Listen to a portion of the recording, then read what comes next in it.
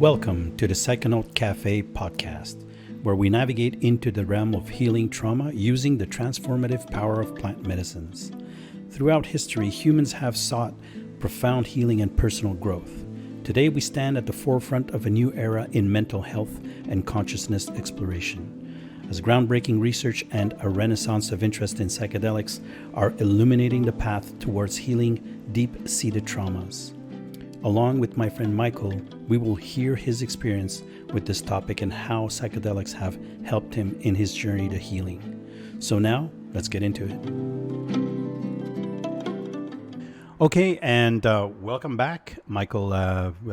Great podcast we did prior, so looking forward to this new one. And for those who are new, maybe just reintroduce yourself for those who are the first-time listeners. Well, thank you for having me back. Great to be here. Like you said, my name is Michael. I have years and years of spiritual / psychedelic psychonaut type experience, and we're here to discuss various aspects of that, and I'm looking forward to it. Right on. So today's topic is very interesting. It's actually something that's dear to my heart as well, because this is the aspect of trauma and the benefits psychedelics have brought in my particular case myself. It's a very interesting aspect. So maybe share with us your experience with maybe trauma and psychedelic healing. Yeah. Well, I guess we'll go chronologically. I was born early 70s, grew up in Generation X, standard latchkey kid, feral children type of thing. And I grew up with a lot of trauma. I'm not going to go into too much detail. Actually, I probably will go into too much detail, but I won't give all of it.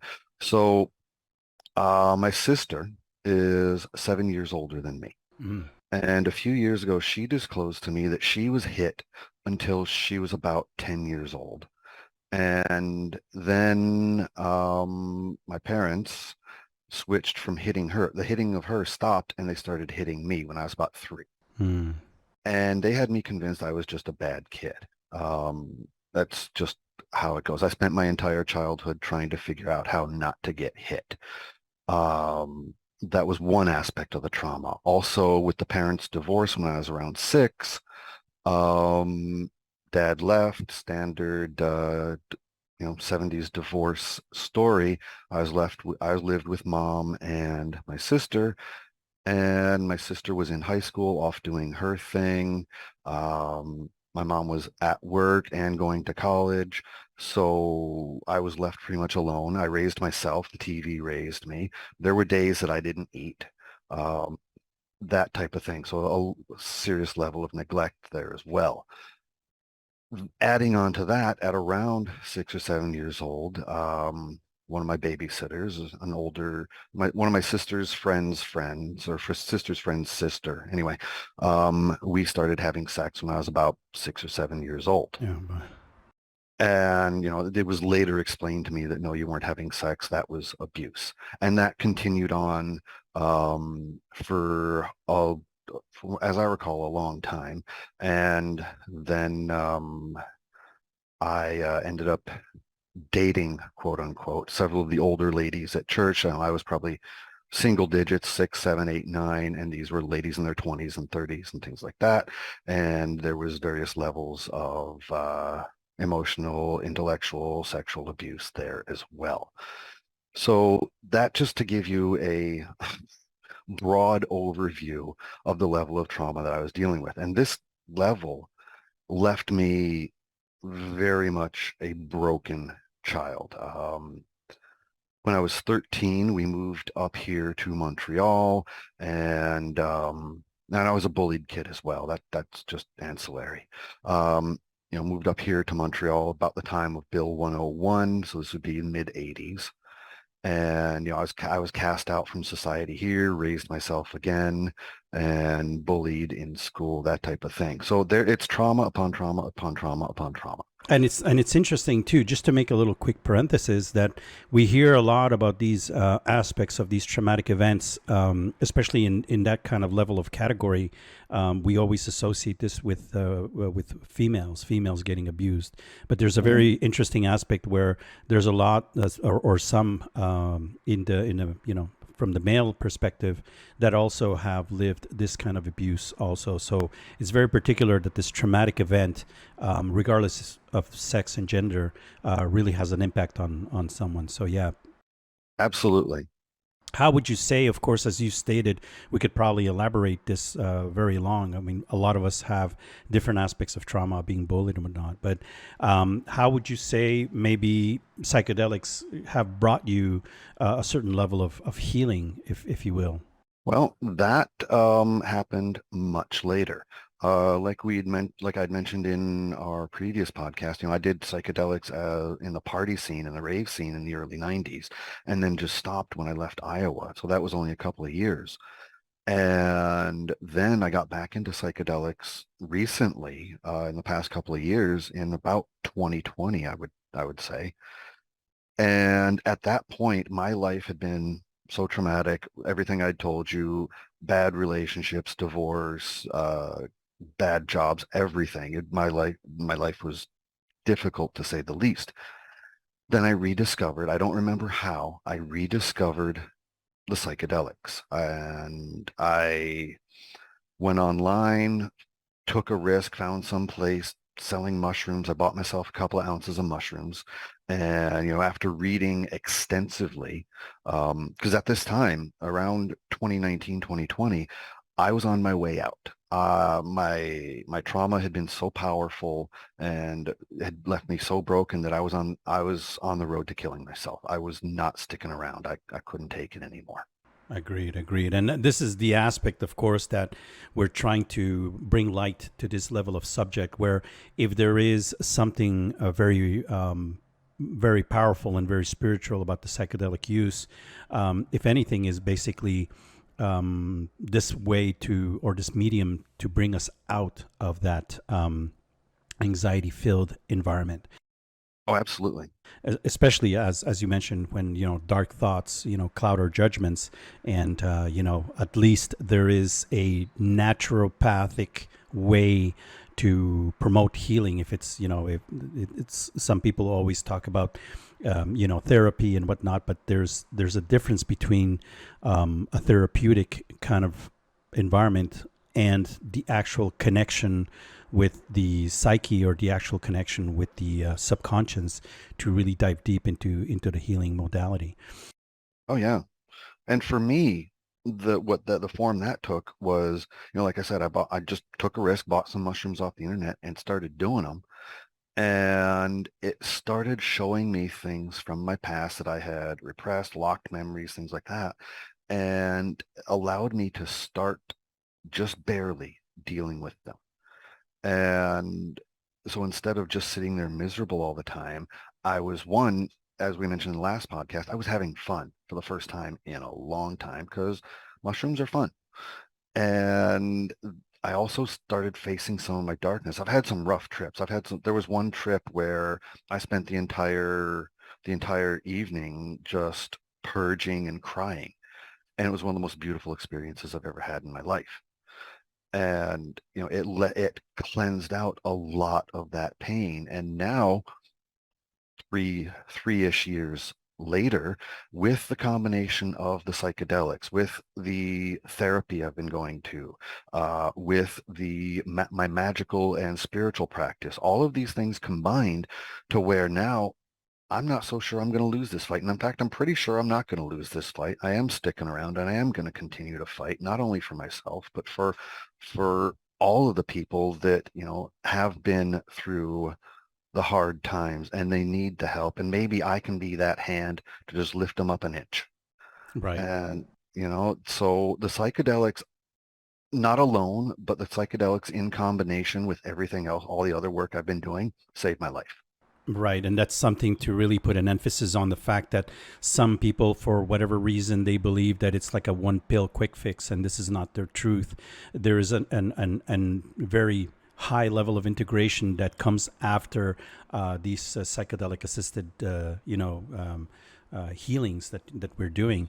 Um, One of the aspects that is very interesting to look into also is that um, besides the benefits, but there could also be potential risks and counterindications for using psychedelics to address trauma, particularly in individuals with certain mental health conditions. Would you probably shed a little bit of light on that aspect? Absolutely. There's a word that we sort of forget a lot in the psychedelic community, and that's responsibility. You need to be responsible with these things. So I did a lot of reading before, in my second psychedelic life. In my early psychedelic life, and as a college kid, I was just stupid. I took anything, anytime. But now, with all the information we have on the internet, if you have a mental health condition, read up on it. Read up on the contraindications with various medicines. I know for sure that people, for example, taking lithium for their mental health should not touch psychedelics ever under any circumstances. And I think that weed is even contraindicated. Don't quote me on that. I'm not a doctor. I'm not giving anybody medical advice. What I will advise is that if you have a mental health condition, read up on it, talk to your doctor, talk to your therapist, and be honest with them about what you're doing. If you're planning on getting into psychedelics, talk to them about it. There is psychedelic assisted therapy. That's more rare. But things like if somebody has schizophrenia or schizoaffective or some sort of schizophrenic type mental health, that's generally contraindicated for psychedelics as well, because the psychedelics can exacerbate that. Also for people with your standard, and I hate to use this term, but standard depression, anxiety, that type of thing. If you're on antidepressants, most of those antidepressants don't play well with psychedelics. So don't. And especially the benzos and the SSRIs, which are just about all of them. Right, and that's something that's very interesting to look into as well, because there are, I don't, I think there's one aspect to say, be very careful with the use of psychedelics to treat these kind of traumas, especially if you are under these specific medications or particular cases. But it doesn't necessarily mean that there is no hope. I mean, I believe I've been reading upon certain, situations where people were counterindicated, but through different type of specialists and people who understand this kind of realm, there are ways to get around to be able to, let's say, drop the antidepressants, have a certain time frame, and then start to incorporate psychedelic use, from a minimalistic point of view, but eventually to bring you to a state where you're more in a natural or naturopathic kind of process than a pharmaceutical process. And the same Yeah. thing goes for like mental health conditions. I know that I've been speaking to a specialist or a shaman, if you will, who's been working with schizophrenia, two people who suffer from schizophrenia, but using therapy and ayahuasca, they've been able to help these people out and really, really, really, really, watched and analyzed and really, how can I say this? Like they're followed very closely. So they're not just given ayahuasca and that's it. They let them be like any normal scenario. It's really Mhm. more like on a specialized kind of environment. But they've been having some successes with it. So it's very interesting that there are ways around it. But again, you made a really good point. Read up on it, get your information. There's a lot of data out there. There's integration circles such as the one that we go to in Montreal. So a lot of information available out there for you. Absolutely. One thing you mentioned, and I just want to double clarify on that. You talked about getting off of some of these antidepressants. Don't just get off of antidepressants yourself. Some of these antidepressants, you have to taper off very, very slowly over a long period of time. Whoever's prescribed them to you, talk to your doctor about getting off of them, and your doctor will help you get off of it and wean off of it slowly, because stopping some antidepressants cold can be very dangerous. So again, read up on anything that you're taking, any conditions you have. It's your responsibility. It's your life. It's your body. It's your responsibility. You have to advocate for yourself. And one of the things unfortunately, we've gotten into in society, you mentioned, is the idea of take a pill and it's done. No, you have to advocate for yourself. You have to be in charge of your own health, your own mental health. Agreed. And again, that's the thing. Hey, we're really emphasizing on getting as much information as you can, and seeking help. It's really interesting now that the Health Canada has okayed the use for psilocybin and MDMA for therapeutic use. So that Oh, that's such really good news. right, and that really demonstrates to what level these things are now starting to get light shined upon, and also how there is a positive outcome in these aspects. So something to take note of. Um, Yeah. in closing, I would say one of the things that I want to put an emphasis and get your point of view on is that how would the integration process after the psychedelic assisted trauma healing experience, how would you determine that as to what level factor would you say that the integration process after psychedelic use, and maybe some tips you would give to people who actually have done this? The integration process afterwards. I mean, if you're doing, you mentioned psychedelic assisted therapy. If you're doing that, the people who are doing the therapy, make sure that they have an integration process, that you can get back to these people a day later, a week later, a month, a year later, and, talk to them. There should be therapy after the ceremony to deal with this stuff. I didn't have that because I was using it personally on my own. So I ended up finding the integration circle where you and I met, which really helped me out. And I got a lot of good information, met some amazing people, especially you. And, so that I think is part of the process. And I know there's a lot of people out there who aren't lucky enough to live somewhere where there is an integration circle. One thing that I've found online is some Discord servers, and I can't think of any right now. There was a Discord server that closed down. Anyway, find a Discord server, find an online integration circle, somewhere where you can talk about your experiences, because when I first, after I did that first mushroom trip in 2020, I needed to talk to somebody about it. And I'm so glad I found the circle. And even after my first mushroom trip in 91, I did it with my friend in college, and I needed to talk about it. And luckily I was living in a dorm at the time, and, I was 4 doors down from my friend. So we got together the next day and talked about it. I know that when you had your first big mushroom trip, you called me the next day, and you called me that night, but then you called me the next day and you needed to talk about it. So you need to find somebody where you can talk about this with, and not necessarily learn integration skills of, visualizing a purple lotus or whatever it is. Who cares?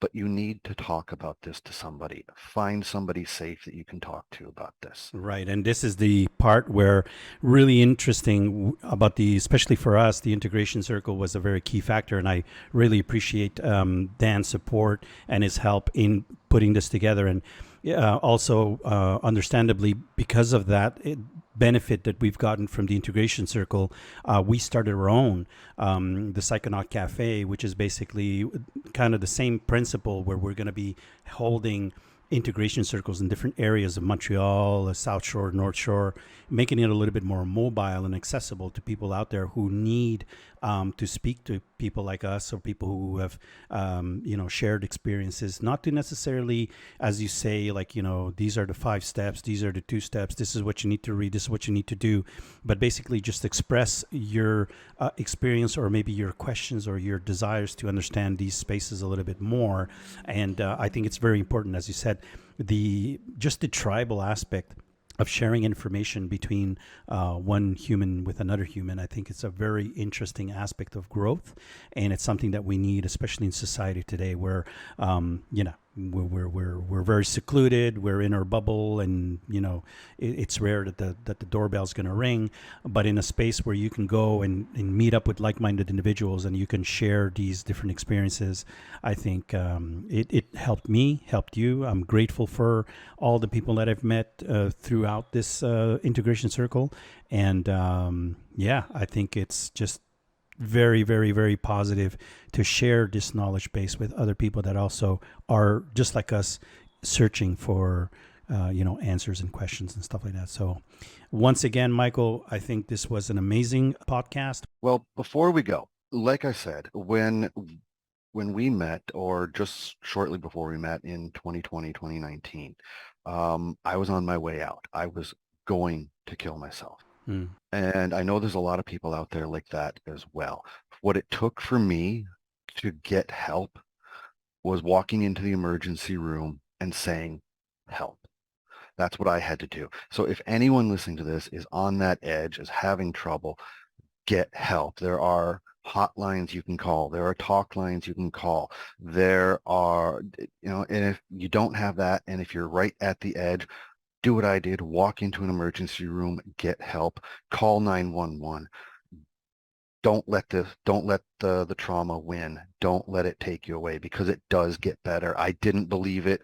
And if I was listening to this at that time, I'd think I'm full of shit, but it does get better. Agreed. And the same thing with me. I think there are spaces and times where you feel that, that's it, that you're ready to pull the plug. But you're right. There are ways and means to get help. So yeah, definitely for all those out there, get help is the first thing that you can do. And there's Facebook pages. There's people you can reach out to. We live in a society where we're more connected than before. So yeah, super great point that you bring up. Thank you. Thanks, Michael. Okay. And on that note, looking forward to our next conversations. Thank you again, Michael. And we'll be seeing you soon. Always a pleasure. Until next time, stay curious, stay compassionate, and keep exploring the boundless possibilities that the human mind has to offer. Remember, together we can heal, learn, and transform. See you on the next Psychonaut Cafe.